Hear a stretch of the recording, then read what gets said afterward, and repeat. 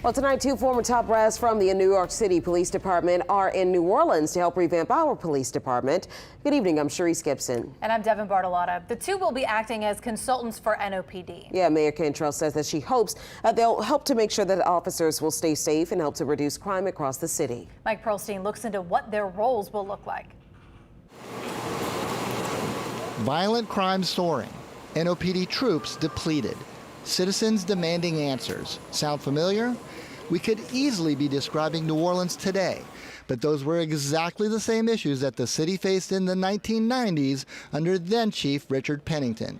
Today, current Chief Shaun Ferguson told his officers in a memo that a very similar game plan will be used to confront today's ongoing crime crisis and shortage of officers. It is very reminiscent of how Chief Pennington chose to address the issues that the police department faced back then in the 90s. Ferguson announced that he is bringing in two former New York City police commanders as consultants. He only named one, former NYPD patrol chief Fausto Pichardo. Pichardo will start with a, quote, rapid 10-day assessment, end quote, but could stay on for as long as 6 months. While Ferguson's memo did not name the other members of the consulting team, Channel 4 learned that the second NYPD commander is Thomas Conforti, and a third member of the team is a civilian management consultant, John Linder, who was part of the team back in the 90s. Fraternal Order of Police Attorney Donovan Livicari said those earlier efforts had many successes and some problems. He said everyone is hoping for the best this time around. I think it's going to be easier for this to have good results than bad results. And it may not exactly be what we need. I mean, a miracle, but it could easily be better than where we're at now. And Mike joining me in studio right now. Mike, Livicari just mentioned the good and the bad in the 90s. So what are some of the possible pitfalls that we saw then that could be avoided right now? Well, one of the big parts of that plan in the 90s was a massive hiring push. It ended up resulting in a lowering of standards for police recruits, and some officers who ultimately got on the force were weeded out for corruption and also, excessive force.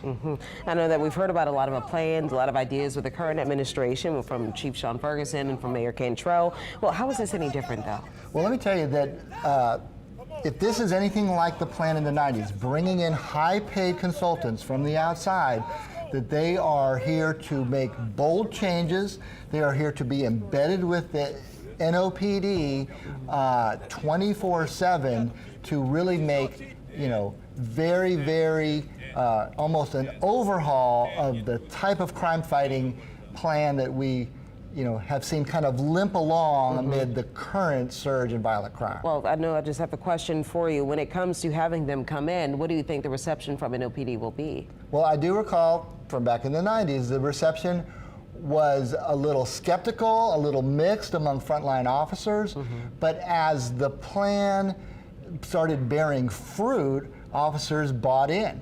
And, to see a more effective, crime-fighting force that we remember the big Pennington promise of cutting the murder rate in half in 3 years, and he did it, and officers, use that as a badge of pride.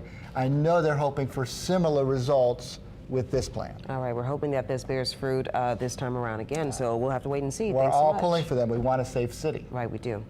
Mike, thank you.